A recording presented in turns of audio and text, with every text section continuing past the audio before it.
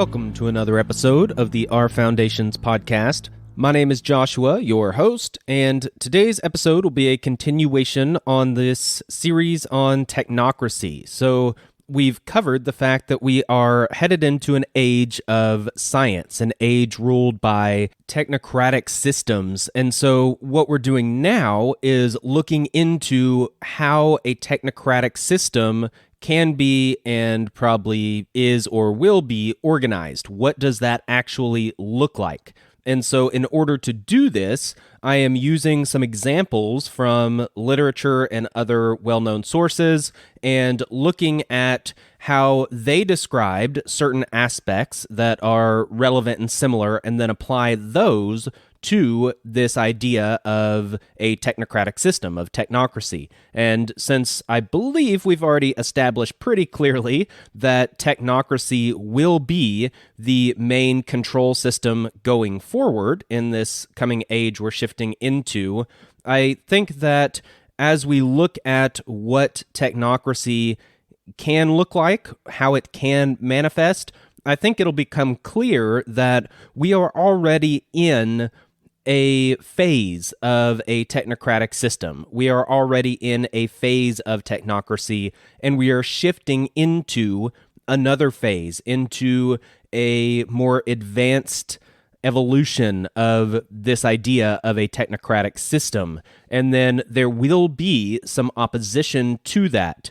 And so as I lay out these different frameworks, that's kind of a good way to look at it in your mind, where this first framework, this first example, will be the Machiavellian 1984 panopticon.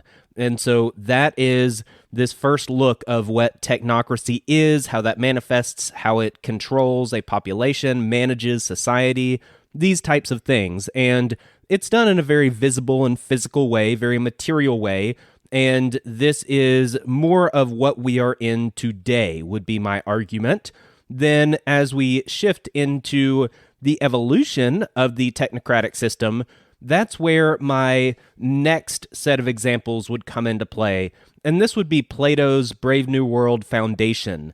And this is a more immaterial technocratic system. It's something focused on the social body as a whole. It's less visible. It's more steered behind the scenes, more automated, these types of things. And so that's what we are headed into. I would also say that there will be resistance to this in many forms, but one that I think will actually be realized and effective to some degree will be that in the form of religion.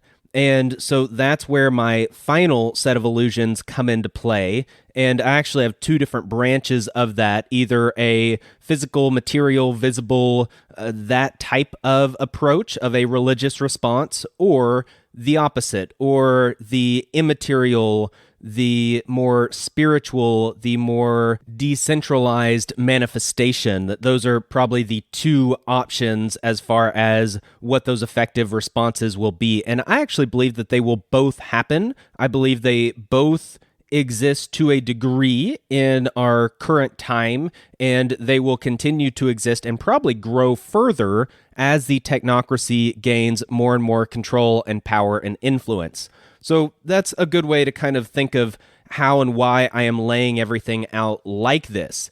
And as we get into this first set of illusions, and that's what this episode will be on, I think it's probably going to be 2 episodes worth of this first set. I'm going to try to cover the first 2, and that would be The Prince and 1984.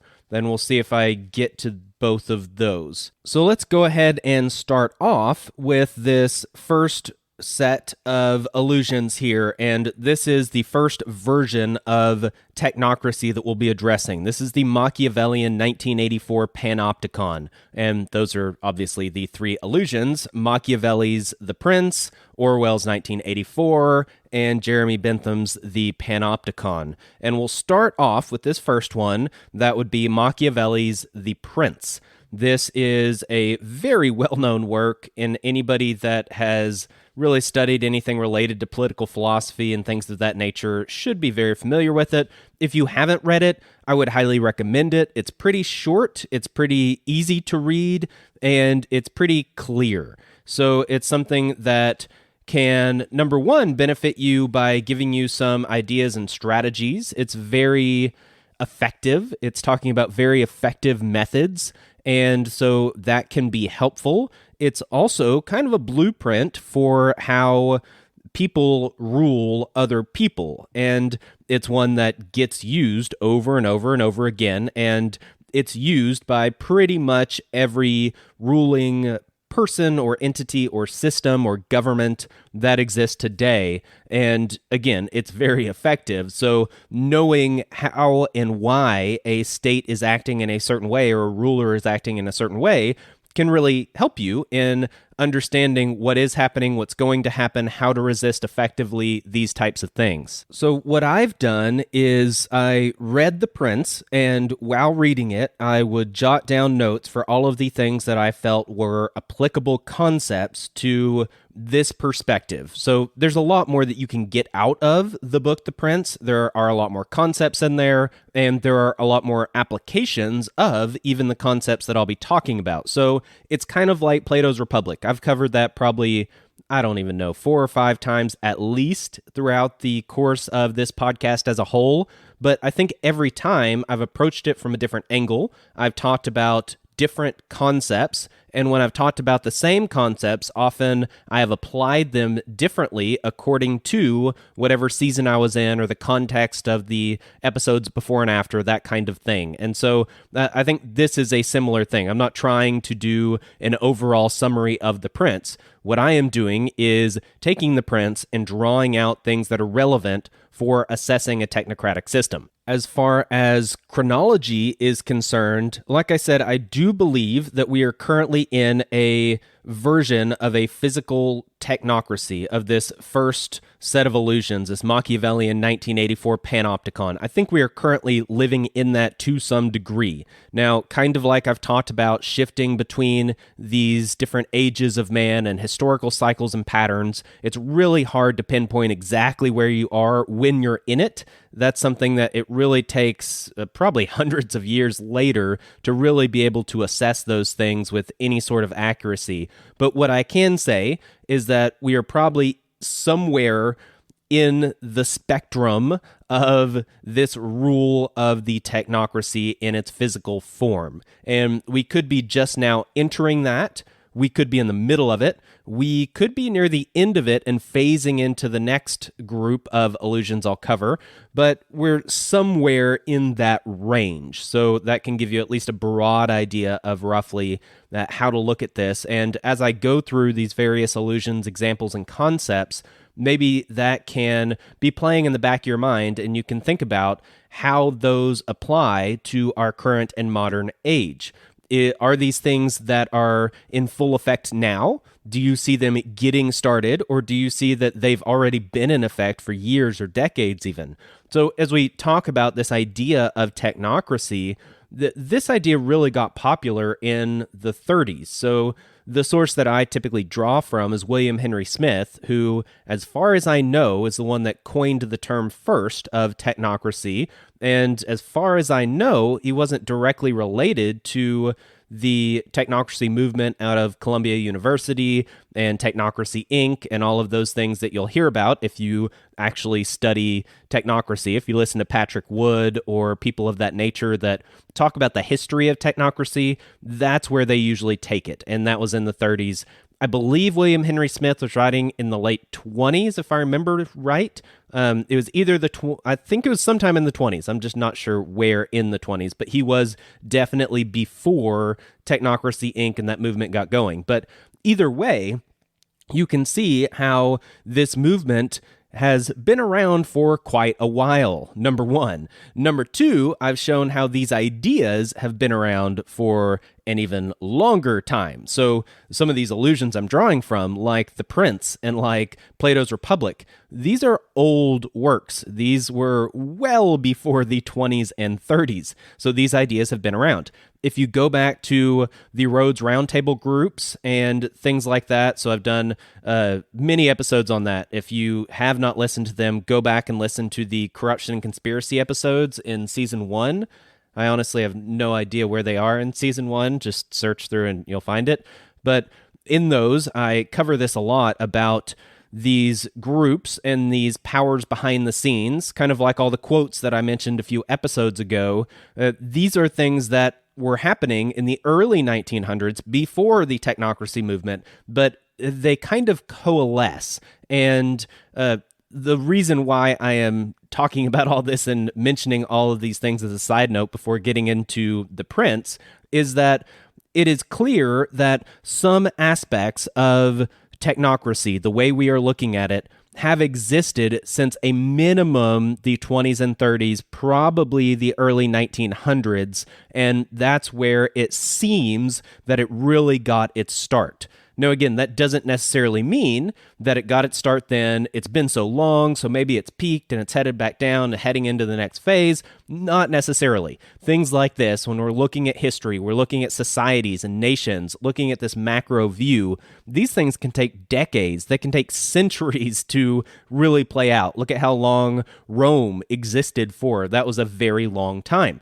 And so that this is not something to say that, oh, we're well past the beginning, and so therefore we're near the end. No, but I am saying that a lot of this stuff has been going on and building for, at a minimum, a few decades, probably even close to 100 years. And so if that is the case, then we are definitely, I would say, I shouldn't say definitely, my personal opinion is that we are somewhere at least in the middle of this phase, and I think it's really starting to ratchet up. I would say we're kind of really in the middle of it, where it's been well established behind the scenes, and it's starting to become clear, it's starting to come to the front, and starting to be a clear dominant power in the world. And I think that is where we are personally. And we're starting to see the beginnings of this next set of illusions that I'll get into later, Plato's Brave New World Foundation. We're beginning to see the beginnings of that, but we are still in the heat of this first set. And that would at least be my personal opinion. But again, you assess it as we go through these and come up with your own opinion. So with The Prince, Machiavelli is mainly talking about how to rule. How do you rule as a prince, as a ruler? How do you govern and control a population? And how do you do this effectively and successfully? What are some of the pitfalls? How do you handle rule and governance, as well as war, as well as different threats, internal and external? How do you get the, basically, how do you win the hearts and minds of the people you are governing? All of these types of things. This is what The Prince is for. It's basically a manual for understanding these things for rulers. And it was written hundreds of years ago, so it is not modern and current, but the concepts definitely are. They are pretty evergreen, and like I said, have been applied ever since this was written and before. So I'll just go ahead and start off with the first note that I have, and I'll just work through these and talk about these individually. They may not necessarily flow extremely well together. I think that I wrote them down chronologically as far as the book is concerned, but as they apply to technocracy, that doesn't necessarily mean that these are laid out the way that I would personally chronologically lay out an outline of these concepts related to technocracy. So it might seem a little jagged at times. I honestly don't know. We will see. So let's start off with this first point. Machiavelli says that the prince should live in the territory that he conquers. And he should do this because he needs the quick opportunity to strike or for regress. And so, as far as a strategy of what to do with your conquered territory, how to rule it, these types of things, well, the prince should actually move to that territory, live there. When he's there, he then is able to strike right away if he needs to. He's able to pull back right away if he needs to. And he's there, he's on the ground, able to do what he needs to do. I am actually going to pair this with the next point because I think they really play well together. The next point is that he says that the prince should destroy the previous rulers and take over the previous system, that new systems are difficult to implement. And so what you should do is modify and continue the old system. So this is something that I mentioned, I believe, in the previous episode as well. But pair these two together, and it's talking about how do you manage conquered territory and peoples? So the prince has conquered an area. What does he do next? Well, he is to wipe out the old rulers. So basically kill off, it typically would have been a royal family at the time, or maybe a senate of some kind. You kill them all off because you don't want to leave potential enemies behind.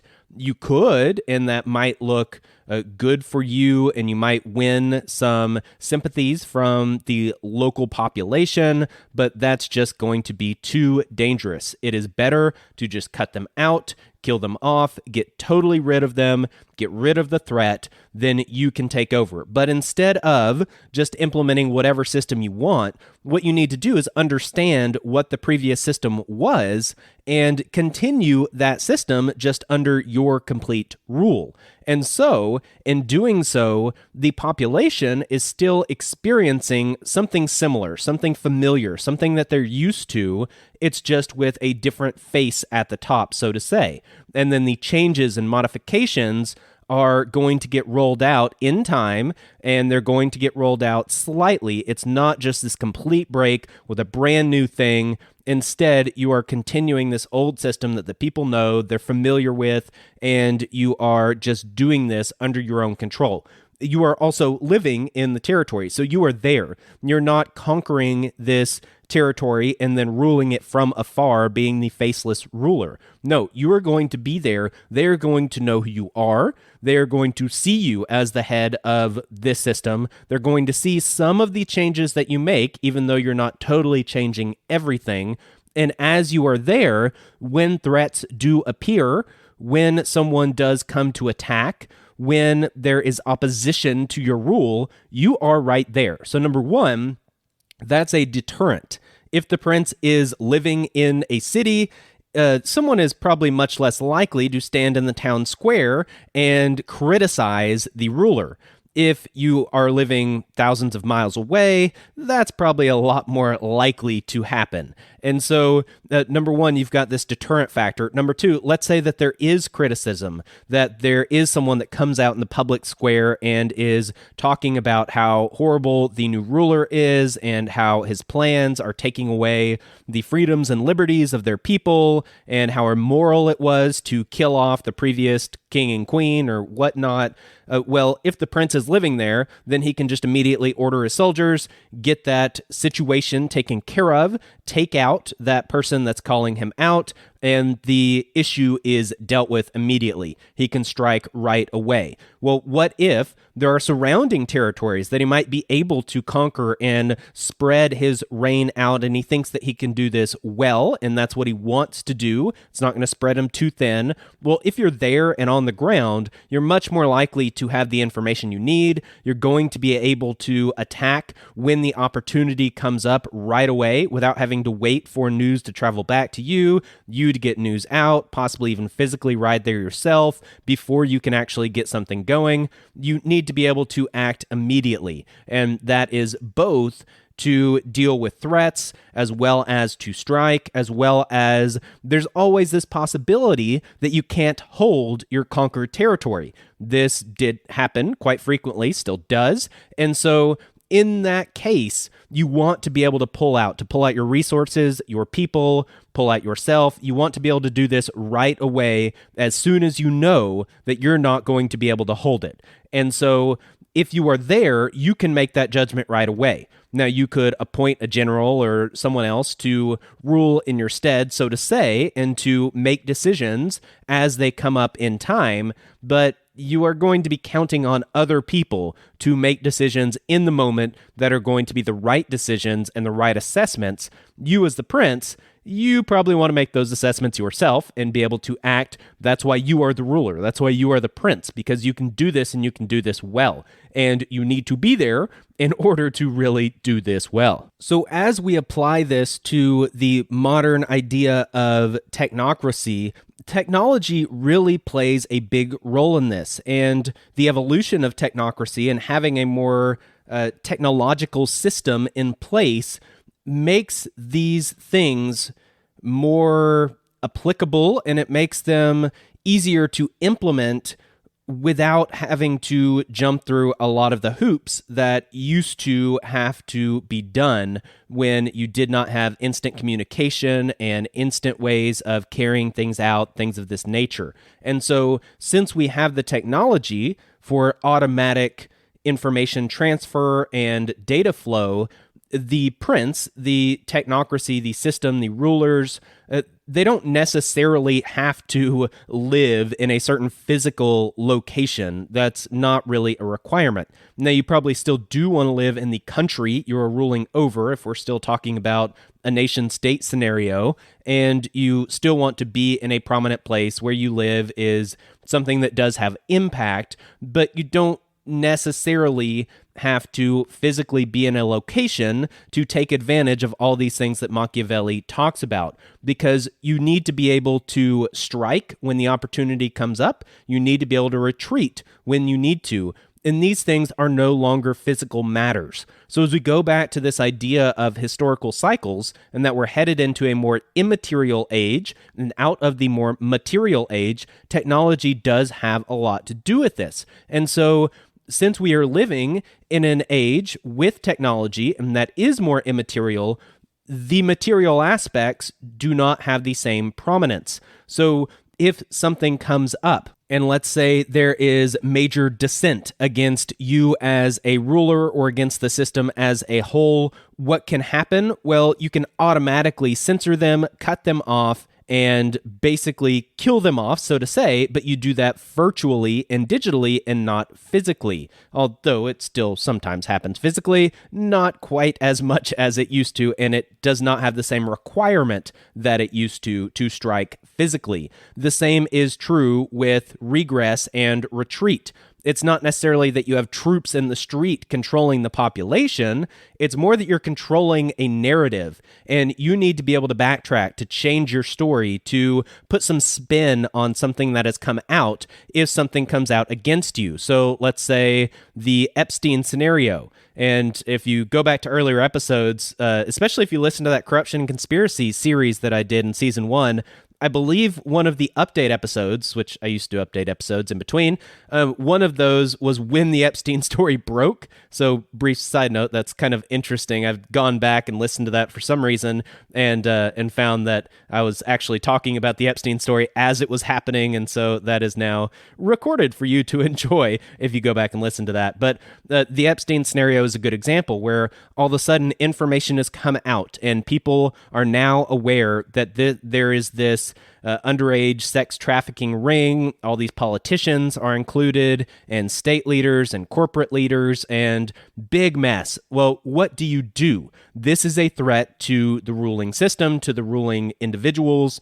How do you handle this? Well, immediately there was a spin on it. And immediately they started to control the narrative. They pin it all on the one person, on Epstein. They might have a few scapegoats that might get into some trouble, but in general, all of the attention is on this one person. And then that person ended up getting physically killed. So again, that still does happen when it is needed. But the most important part was controlling the narrative. And that's probably why he was killed, is because if that would have gone to trial, more information would have gotten out and it would have been harder to control the narrative and therefore the dissent. And so deal with that when it happens. You strike when the opportunity comes up. And that's what happens. I think I mentioned it in those older episodes. I'm not going to go over it again, but kind of the timing of when the FBI raided his apartment and the evidence they collected and all these kinds of things, it was very opportunistic. There was an opportunity, and there was a strike, and there was a control of the narrative, and that is what happened. I think I do need to take a step back, though. Again, I seem to always be going back to a more macro perspective, but when we're talking about a technocracy, it is definitely different than talking about a prince. So the reason why I mention individual rulers as well as a technological system is because they both are, in a sense, the same entity, and that is the entity of a technocracy. So if you haven't read Ted Kaczynski's books yet, definitely read Technological Slavery. It has the manifesto to begin with, and then it has a lot of letters between him and someone else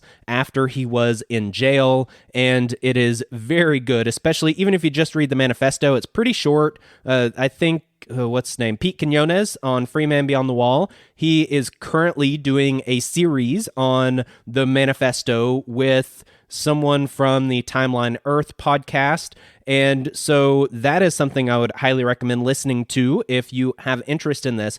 But either way, coming from Kaczynski, you get this picture of what the technological system is, and that the system itself perpetuates itself. It defends itself. It evolves itself. It's not that individuals are necessarily working to progress the system deliberately and control others for the sake of the system. Those things do happen, but the system itself becomes its own self-perpetuating entity. You can go back to the concept that Van Armani talked about how corporations are gods in the ancient sense, where it is this immaterial entity that has control, but it's not an actual person, but it does have influence over many different people and individuals, and different people and individuals are involved with this entity, working for this entity, doing the bidding of the entity, and yet this entity is not an actual person. It has no physical location. It has no one thing that you can point at and say, that is the thing, that is the corporation, that is the state. No, it's something else. It's what the ancients might have considered a god. It's what Kaczynski calls a system. And the current technological system is this. And so when I talk about the technocracy, at least in my mind,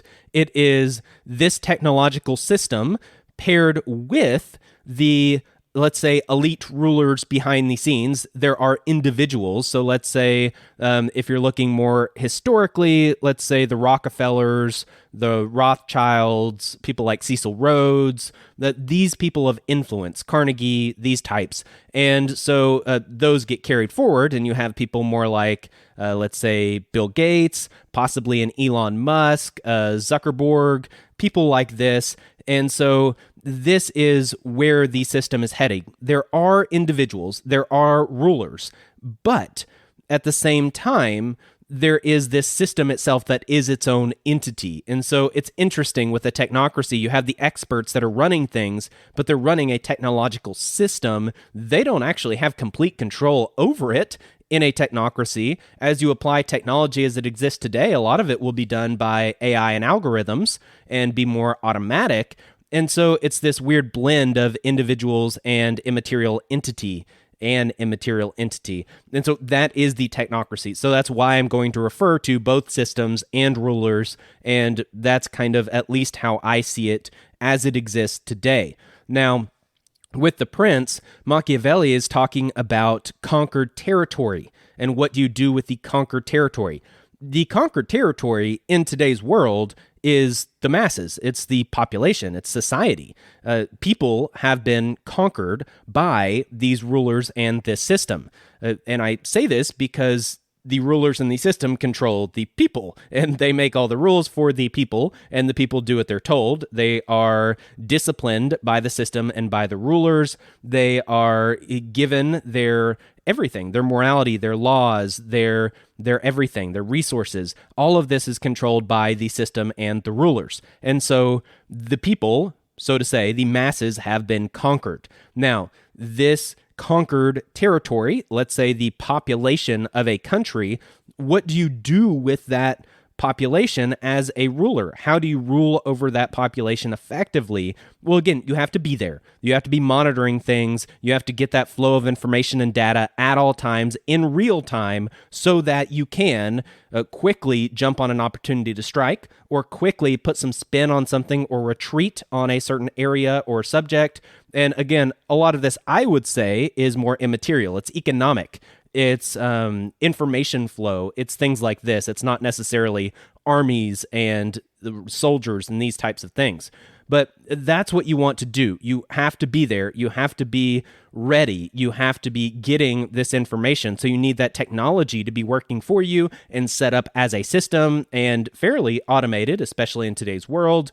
And then what you do is you don't just tell the people, okay, now you're going to be ruled by the technocracy. So all praise the technate. We are going to do what's best for you. We have all these experts and they are going to make all the decisions and they know what they're doing. So trust them. Trust the experts. Well, you do hear some of that. You do hear trust the experts. You do see the experts making decisions. You see this technological system really having a lot of governance control over the population. So some of this is coming into play, but that's not just a totally new shift. It's not that you just throw the old system out. So if we say the population society was conquered, well, the old system still remains. So let's talk about America. You still have the American government. You have Congress. You have the House. You have all of these different things. You have governors and mayors over your local principalities.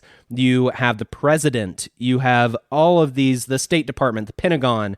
All of these things still exist. They're physical things. They're physical people. They're also immaterial things with immaterial goals and immaterial systems. They are all of it. And that is the old system. That is still the current system, but with some modifications. And so that's what's happening, is that the old system gets modified in order to be more useful for the new ruler who has conquered the territory. So as the technocracy conquers the people, then it takes over the old system and it is acting in real time as a system to impart its control over the population. Now, the next point from Machiavelli's The Prince that I have here is that mixed systems of governance are very difficult to control. He says that autocracy is the easiest, but that republics are very difficult. And so think about this, especially with this example of the United States of America. The United States of America was founded as a republic. But what shift have you seen in the past few decades, at a minimum, a shift towards something that is more democratic and more autocratic? So you have more and more executive power that is getting established. And you have this unelected deep state, so to say, that has a lot of power in our government. And this is not just something that's happened over the past decade or past administration or two. Again, go all the way back to the early 1900s for some very clear examples of this happening. Look at the Council on Foreign Relations, or probably more specifically, the Trilateral Commission, and how many people in head positions in government have been also members of the Trilateral Commission, whether that be presidents, the head of the CIA, people that run the State Department, national defense, all of these things. There's a lot of overlap there. So you're going to get a ridiculous amount of overlap with the CFR,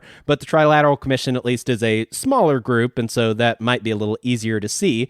But either way, you've got these people that are not necessarily elected by the masses. So this is the idea of autocracy, that you have someone at the top that is ruling over everybody else. It's not that everybody else is choosing who is making some decisions for them in a representative system. That's a republic, and that's not what we have.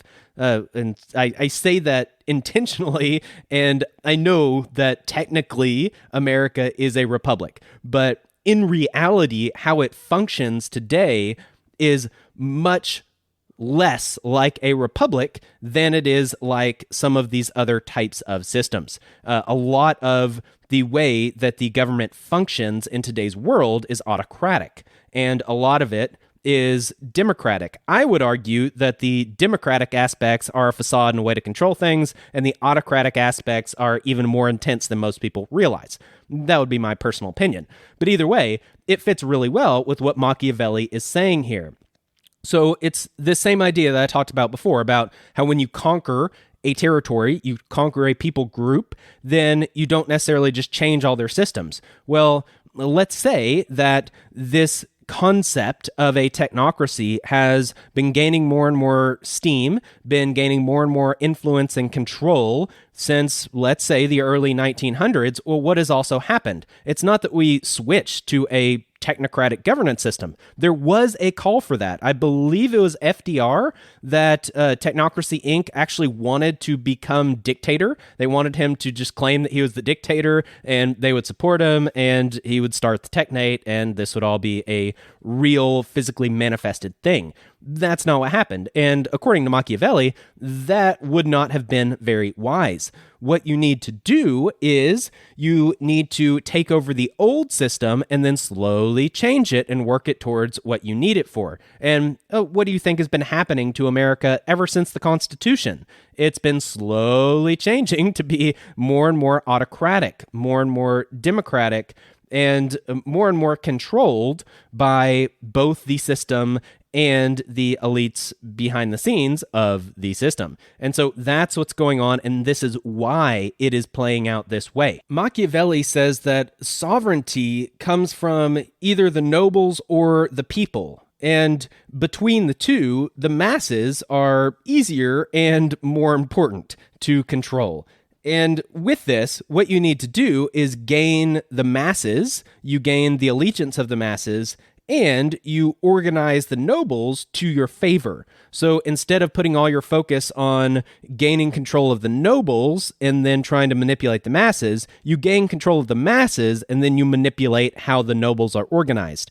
And this is where sovereignty comes from within a population, within a governance system. So that is what you need to focus on. And again, that's where I was saying in the previous note there that democracy is more of a facade and it's easier to control. Well, that's exactly what's going on here. We'll talk about that more with Plato, where you have the masses that have more control. Well, they're easier to manipulate. You think of a modern technological system with propaganda, media, censorship, all of these types of things. It's a lot easier to control a narrative and control the masses than it is to control the minority of people that are, let's say, in this noble class. Let's say the people at the top end of society, the high class folks. It's harder to control them than it is to just control the general masses. So what you do is you control the general masses, and then with them on your side and having the sovereignty that gains you, you then start to manipulate and change the order of the nobles in the organization of them. You raise some up, you bring some down, you add some in, these types of things, and you organize that noble class, that upper class, that kind of ruling influential class, but not at the top. You organize them in a way that plays out to your benefit. Then you have them in a good position and the masses in a good position. And you have the sovereignty that you need that is, in a sense, willingly given. You are not forcing it out of people. Now, a part of this is this next note that you dole out benefits slowly and one at a time to increase the savoring of them, as well as to make the subjects more dependent on you. So you have benefits that you are going to give out to the people. You're not just going to be this tyrant that is despised. That would be a very foolish way to rule. If you want to be successful, you need the people on your side. That was the last point. You need the masses. Well, how do you get the masses? You give them things, you give them benefits, you give them stuff, you give them money, whatever. And as you do this, you don't just give them a bunch of stuff. That's not how this works. What you do is you dole out these things slowly and over time, one at a time, so that the people appreciate each one more and more, and their appreciation is spread out over all of these different benefits that they're receiving from you. So they, in total, appreciate you much, much more and for a much longer period of time. Not only that, but they come to depend on these benefits that you are doling out to them. So if it's something that's repetitive, if it's something that has continued for a long period of time, they get used to it and they enjoy these benefits that you're giving them, then over time, they do become dependent on these benefits. They are making their life decisions based on receiving these benefits, and it's not just the benefits they're dependent on, now they're dependent on you, the ruler, and you could say the system. When we look at the earlier time periods of the technocracy starting to build, this is when the welfare state was really established. So again, if you look at America and the early 1900s, it was fairly small, and especially going back before that in the 1800s, the welfare state was extremely small when compared to modern times. And after the 1900s come into play, it starts to grow and grow and grow and grow, especially through the world wars and especially into modern times. You see that the welfare state is now very large. What do you think the effect of something like stimulus checks for COVID are going to have on people? Well, it's money, it's benefits that are handed out and doled out slowly over time, one at a time, and people are starting to get used to that, becoming dependent on having that check coming every month. And yeah, what's going to happen? They're more dependent on you, on the government, on the state, on the system. And that is what is currently happening. The welfare state is a good example. And for a very specific example, the COVID stimulus checks are a very good example. I'm not sure how other countries are handling that. So maybe listeners, if you're in a different country and you can report that to me, then that might be helpful. But this is what's happening. The idea of universal basic income is this. It's the next step from the welfare state to something more. And this is what's currently happening. Another thing that Machiavelli states, and this is not as related to the previous ones, is that you do not use mercenaries, that they are untrustworthy and will abandon or rob you. So this was something that was very common in his day, that mercenaries would be hired to fight for a ruler, a lord, and fight his battles. But this would also go wrong very often, where the mercenaries would raid local villages, and that would then make the people hate the ruler, and they would blame the ruler for the things the mercenaries did. Or maybe the ruler wasn't able to get gold or resources to the mercenaries in a timely manner, and the mercenaries turn on them, or they just up and leave. They're not going to fight without getting paid, that kind of thing. And so the mercenaries became a threat. Sometimes they would even conquer a territory and then just keep it for themselves and not give it to the ruler that hired them. And mercenaries are just not trustworthy, like Machiavelli says.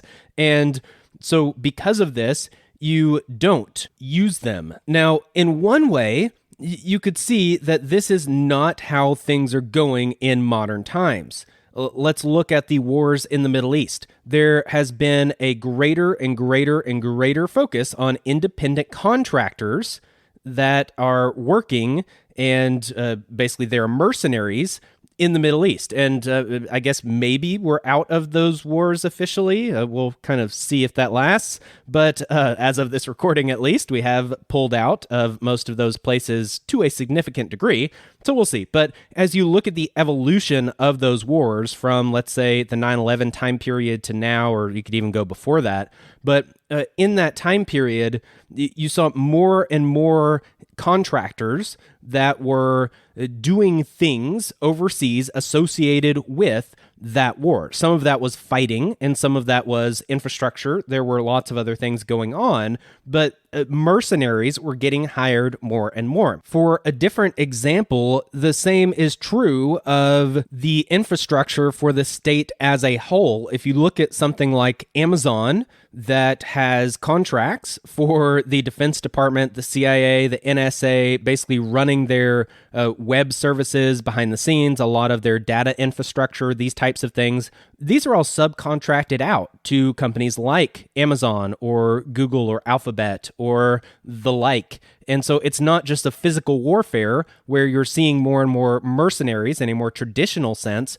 It's also a lot of the other things that are part of the system. It's the censorship. Is the government outright censoring people all the time? Well, no, a lot of that's outsourced to someone like a Facebook or, again, a Google or someone like that. And this is what's happening. So on one hand, you might say that the state is not acting in a princely manner, in a Machiavellian manner. But we're not necessarily just talking about the state. This is not about the state. If you just want things about the state, go back to season 1. We are moving beyond the state and talking about the technocracy. We're talking about the technological system. We're talking about the true ruling system, which is not just the state. It's not just the president and the representatives that have been elected. That's not the ruling entity. That's the whole point of the technocracy, is that it's something else. It's a separate entity. And what is the technocracy?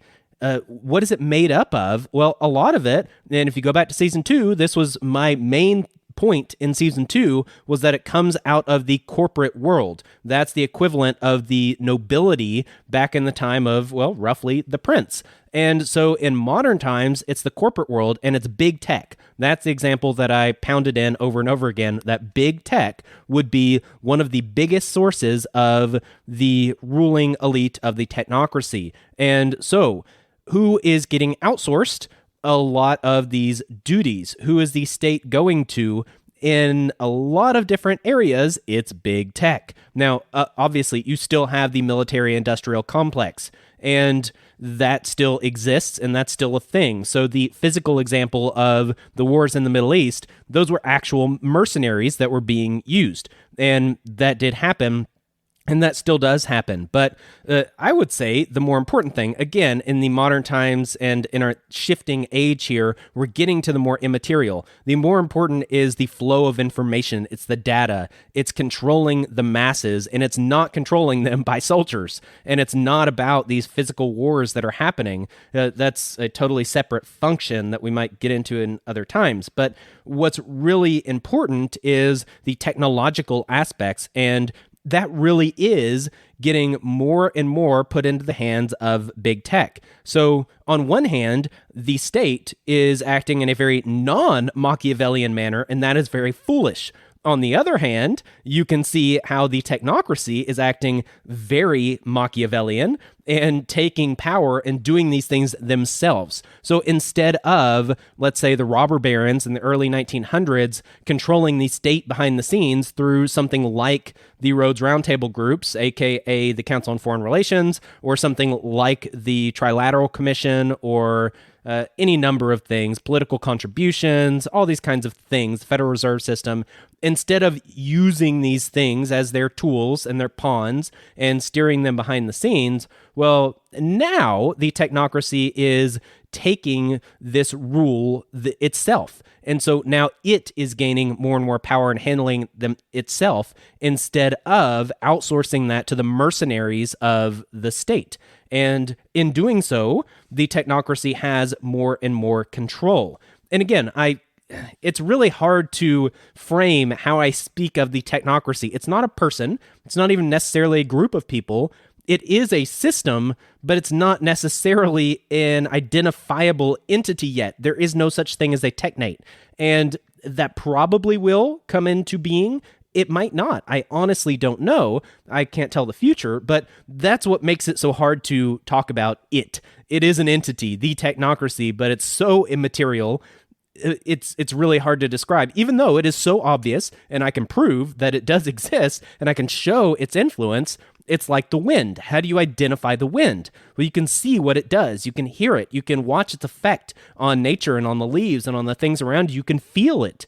But it's really hard to identify the wind itself as an entity, and that's kind of my problem here as well. But this aspect of the technocracy gaining more direct control really plays into some of these points before and that I'm getting into after, where the prince lives in the territory to make automatic decisions themselves. It's gaining more direct control. It's not putting that in the hands of somebody else. The next point is that a wise ruler will discern problems when they're small and squelch them immediately.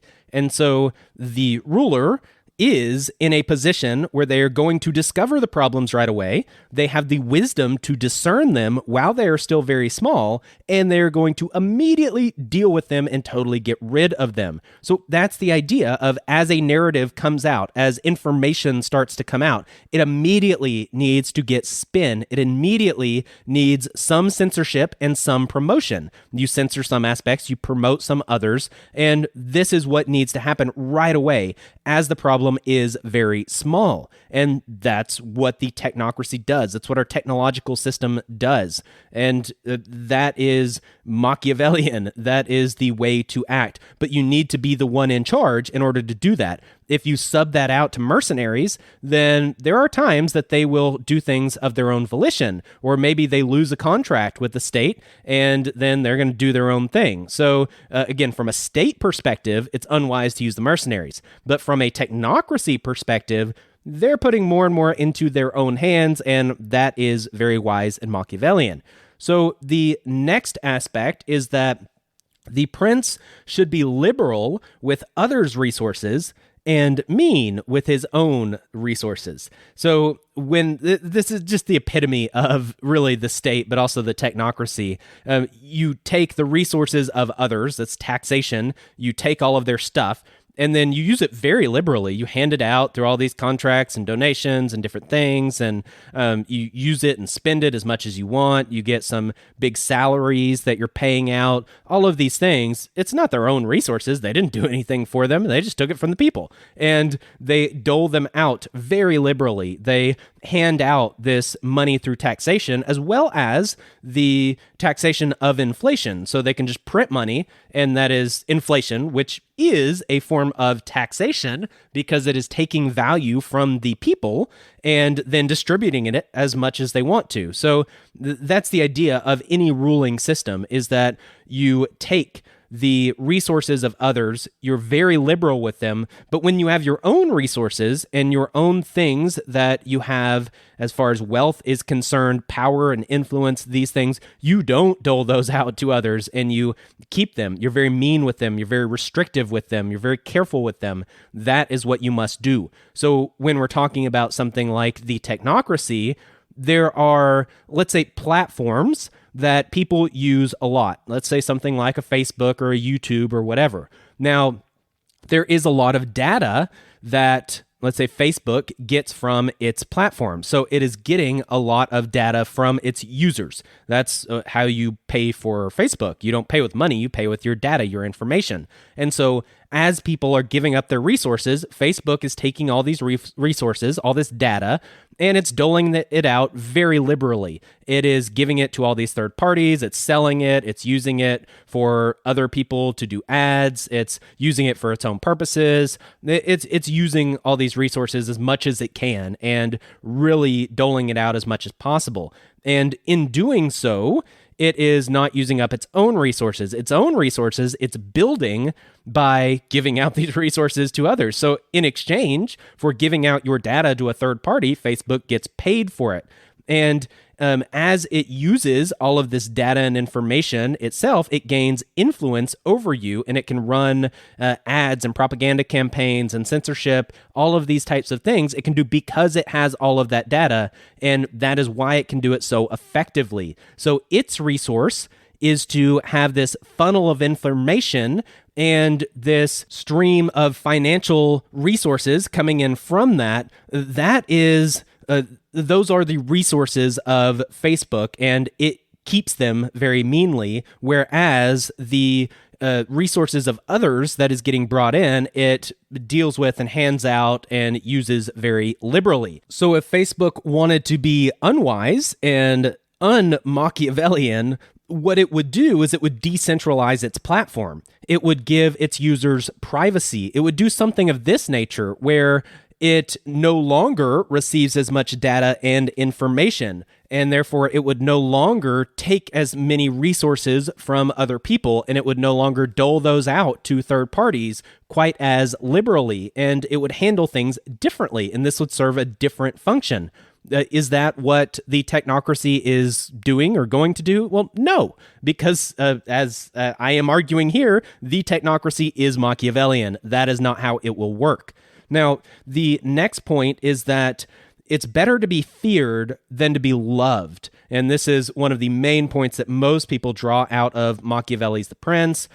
He says to aim for both. You want to be feared and loved, but in his mind, at least, isolated cruelty is more merciful than the neglect of kindness that leads to disorder. So this, again, kind of goes back to the idea of Plato. I believe it was Plato's Republic, where he talks about justice and what that is, and justice is order. This is the same Machiavellian idea. This is why all of these things build on themselves, and why you should start with episode 1 of this podcast before you make it this far. But with this, the idea of order being the ultimate good is what Machiavelli is saying, is that technically that's what's best for the people, and you're doing them a disservice if you are not maintaining order.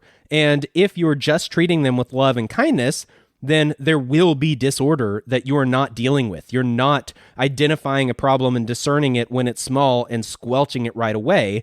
Instead, you're treating that problem with mercy. You're not killing off all the rulers when you conquer an area.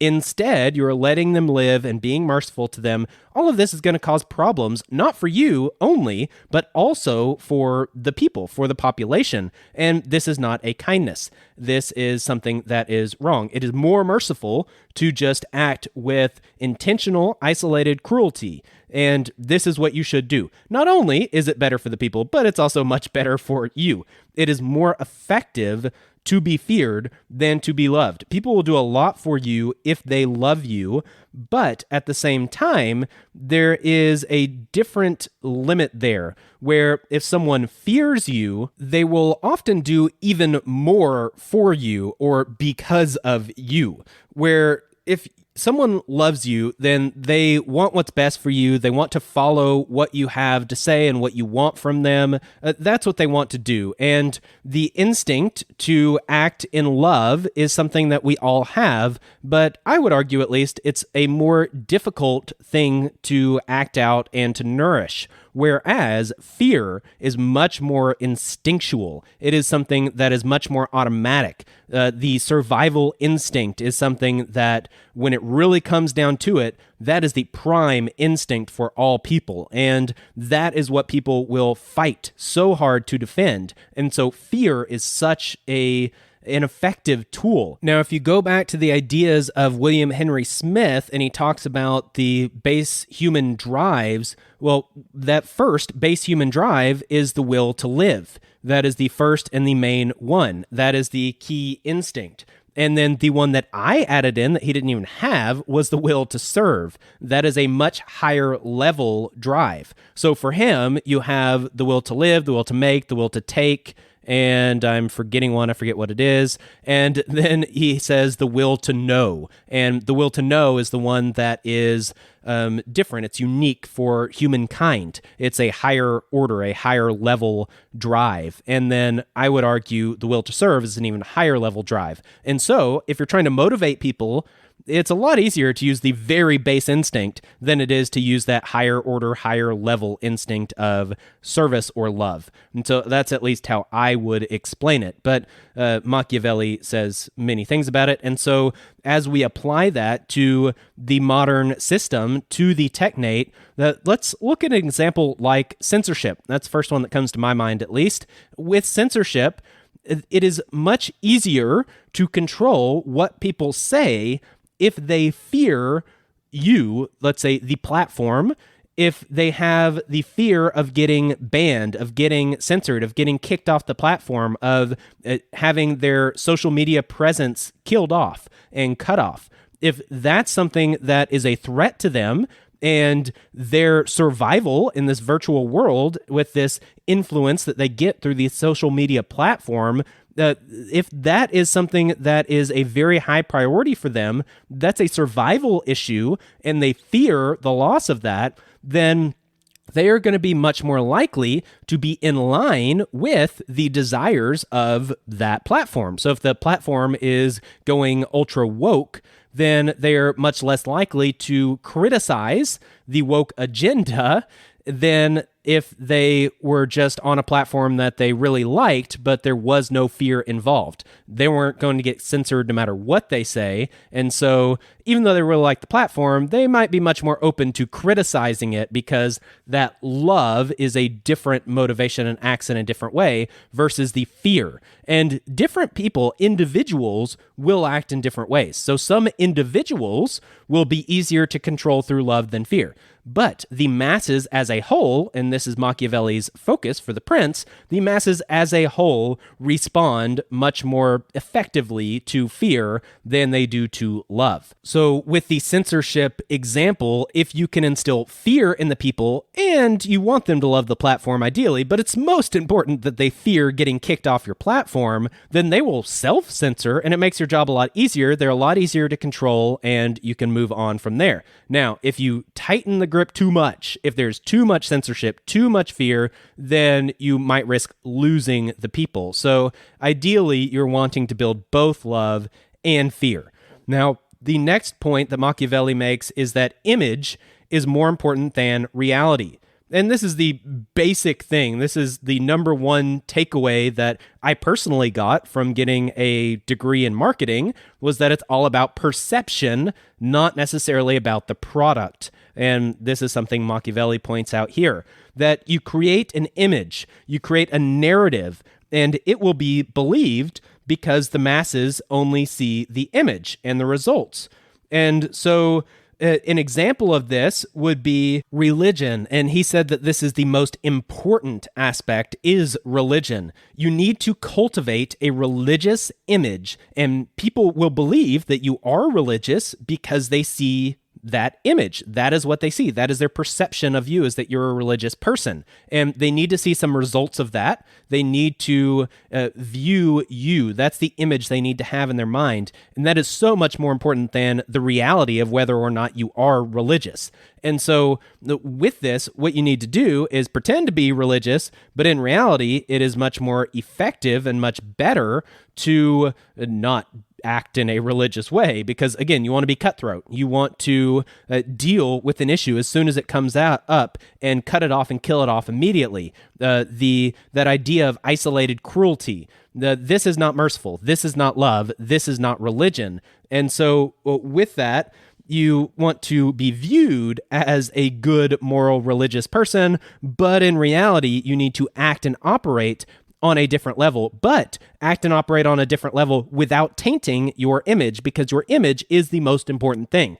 And so this, again, goes back to this idea of spinning a narrative. When something comes out about a ruler or someone of influence or a system or whatever that's negative, the immediate thing you need to do is control that narrative. You need to put the spin on it immediately, like I've talked about before. The reason for this is because of the protection of the image. You need to protect your image because that is the most important thing. That is how people perceive you, and their perception is much more important than whatever the reality may be. And that is true for the individual as well as the system, as well as the corporation. That's why you have spin doctors. That's why you have these PR departments. This is what is being done. You build this narrative, you get the masses to believe in it, and they will, because that's what they see. That's their perception. That's what you show them, and you give them some results of that. But then behind the scenes, you act with isolated cruelty and things of that nature. And so that's who you really are, but it doesn't matter who you really are as much as it matters how you are perceived. And so that is a very important point. So when you think of this idea of trust the experts, well, the perception is that the experts, the scientists, the technological elite, these tech billionaire entrepreneurs, these are all the people that really know what they're doing, and they would definitely make the best decisions for people as a whole. We all know that people are, at times they can be ignorant, they can be kind of dumb. The average person is not so high up, but Elon Musk, man, he's way up there. Dr. Fauci, yeah, he definitely knows what he's talking about. He's been in charge of some major things that have happened over the decades, and very important leader. And so, it's this idea, of course I'm being sarcastic, but it's this idea that these experts have this image and people perceive them in this certain way. And in doing so, those experts have more control over the people. Now, there is plenty that I could tell you about Dr. Fauci, that the reality is very different than the perception. And he is definitely not one that should be trusted or looked upon favorably for many, many, many reasons. Random side note with Elon Musk that I thought's pretty interesting. I believe it was his grandfather was the president of one of the technocracy movements. So Elon Musk definitely grew up in an environment where this idea of technocracy and technocratic systems was definitely one he would have been very familiar with. And guess what? He's one of these, I would argue, future technocratic rulers or elite somewhere in that class. Just random side note. But let's get back to Machiavelli here. If we get back to the next note, he says that you need to create controlled opposition and then crush it and use this as an example to the masses. This is a big thing that's going on right now. It's been going on, especially through the COVID narrative. That's a really big one. But what you do is, you know, there's going to be opposition. You know, people are going to oppose your rule. Instead of letting that grow naturally, what you want to do is take some control of that opposition, steer it in a certain direction. You know a lot about it. You have some control over it. You know who's involved. And then you can just immediately crush it as soon as people know about it and it gains some steam. And that sets an example for everyone that, number one, you're very effective. You know what's going on. And number two, you're growing fear out of that. And so people fear you more because not only do they see your response, but they see that, oh, you were aware of this really early on and you've been watching this for a while. You must have your eye on all of these different things that might go down. So I am going to watch out that I don't participate in anything like this because I'm scared. And so that's the idea here. If you look at how a lot of FBI and ATF stings have FBI and ATF agents involved in them, it's a very similar deal. You could look at something like some involvement in Waco. There's some involvement with Ruby Ridge. You've got the more recent, what was it, a plot to kidnap a governor, and then it turned out that the vast majority of the people they arrested were FBI agents undercover. And this just plays out over and over and over again, that this is how things go. You get someone that comes into the movement. He ends up being an undercover agent. He gives these ideas that the movement should do X, Y, Z. Hey, we should bomb this place. We should take out this person. We should act in this violent way. And then he gets them all riled up and gets them to agree with that. And he's the one that instigated it. And then his own department, let's say the FBI or the ATF, comes in and raids the group. And, oh, look at this. They destroyed this domestic terrorist cell. And look at all these evil plans that they had that they were going to do. And yes, that happens over and over and over again. This is nothing new. It is currently happening. We saw this, at least as of this recording, I think it was a week or two ago, where there was some political rally and one other group brought in some people to dress like neo-Nazis and pretend to be these right-wing extremists, and they're trying to spin this narrative, and that's what they're doing. They're trying to insert these people behind the scenes to kind of control this opposition to their political views. So whoever the politician was, they had views that were different than this group, so this group wants to not just let them continue and do their thing, they want to have some control. So they try to bring in somebody to change that narrative, to control that image, and control the opposition as a whole. These are things that, again, are just the way it works. Now, another point that he does make is that when you're dealing with the masses, you should not take property or liberty away from them. You don't take away their weapons. Now, again, this is the opposite of what most people think of when they think of the state and the government and the rulers. Oh no, they're going to take away your weapons and then they'll have complete tyranny over you. Well, Machiavelli says this is not the right strategy for ruling. What you should do is make the masses effeminate and fractional. And so when you do this, you, number one, make the masses more passive, And number two, you get the infighting and get the different factions to fight amongst themselves, the divide and conquer strategy, that these are much, much more effective. Then the bad guy is them, and your opposition is weak. And so this makes it much easier and more effective to rule over them. Whereas if you take away their guns so that they can't fight you, you become the enemy. If you take away their liberties so that you are more actively controlling them, again, you become the enemy. That is not the wise way to rule. Instead, you let them keep their weapons and you let them keep their liberties. You just steer their weapons and their liberties towards each other so that you are not the bad guy. You're the good guy. You're the one that's going to come in and restore order. You are going to crack down on controlled opposition in strategic times to initiate order, and order is the ultimate good. And so this is really what's happening a lot with something like, let's say, big tech, with the technocracy, with this system. You do have the freedom to do what you want.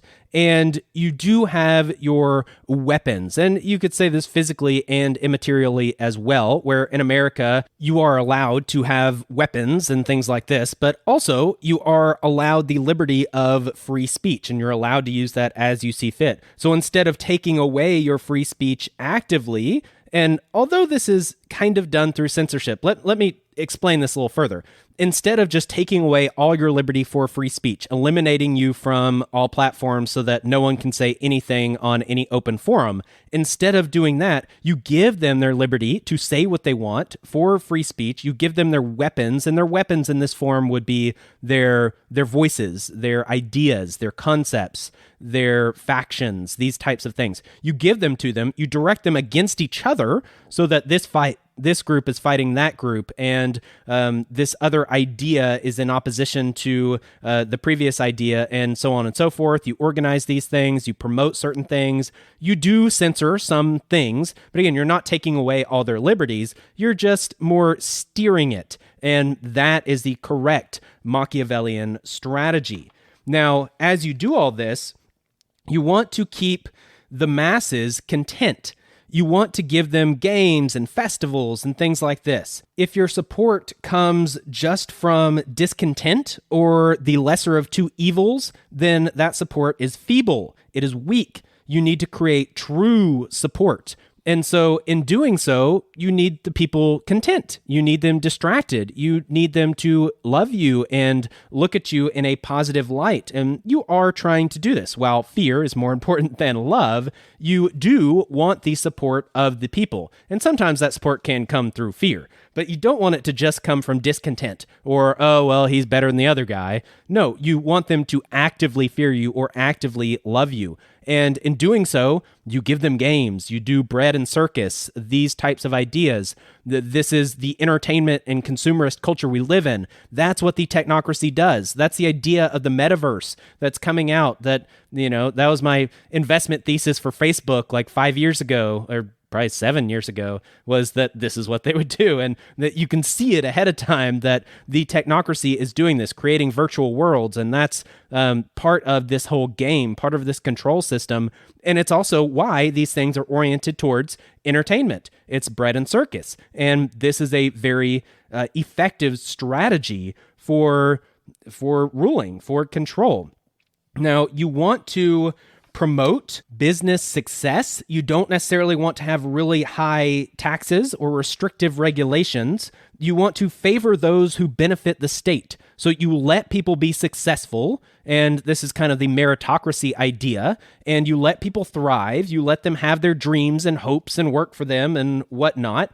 And in doing so, you favor certain ones that are going to benefit you, the ruler, and you make sure those ones get held up, and the others might get actively squashed or might just not receive the help and then fade out. And so that is something that you do want to promote. And in doing so, it's kind of like not taking away their liberties. You are able to get more out of people, to pit people against each other, to choose the winners and losers. And you are doing this in a way that people feel more free and in more control. This is being done as well with the technocracy as well as with the state. Think of the rise of public-private partnerships and the lowering of regulations from like the Trump administration, things like this. It's more about giving business more opportunity and lowering their regulations, lowering their taxes so that they can do their things, but then favor certain ones so that they are the ones that have more influence, control, more benefits for the state, the idea of big tech. And that's the technocracy. So the last note that I have here is that war is just and necessary. It is needed to establish order for the prince to take power. So don't avoid violence. Don't avoid, again, having this crude and negative and immoral behavior that you might have to participate sometimes. You might have to be cruel sometimes. You might have to be mean sometimes. But it's not only necessary, it's also good because you're promoting order. And that's what you need to have to rule. You cannot rule without being cutthroat. And that's, again, one of the other principles that most people think of when they think of Machiavelli's The Prince. And again, this is what is currently happening. It's not that everything is love and sunshine and rainbows. It's that when you have opposing views, you immediately get taken out. And some opposing views are left to fester and be controlled opposition and left to pit against other people and these types of things. But when there is a real threat that is discerned, it is dealt with immediately. Think Epstein being killed and things like that. And that is something that is cruel, and it is not in line with, let's say, the light side of the natural order or morality. And so that really just wraps up the idea of the prince. I am going on much longer than usual, so I will stop it here, and we'll have to wait till next time to get into 1984, which I think is extremely good, and something that has so many parallels that are probably even more applicable and less macro and conceptual. So stick with me. Come back next time. We'll cover 1984. I think you'll really enjoy that one. Get into some similar topics, but different angles and different concepts. And I hope you are enjoying the series. Thank you very much for listening. Thank you to the patrons and Subscribe Star folks that are supporting financially. Extremely appreciated. I thank you very much. Thank you for any reviews or ratings that you're leaving. I haven't seen any recently, but I also haven't looked recently. So if you haven't done that, do that. That's very helpful. Until next time, I'm out of here. Peace. This has been our Foundations podcast. Goodbye. Thank you for listening. Goodbye.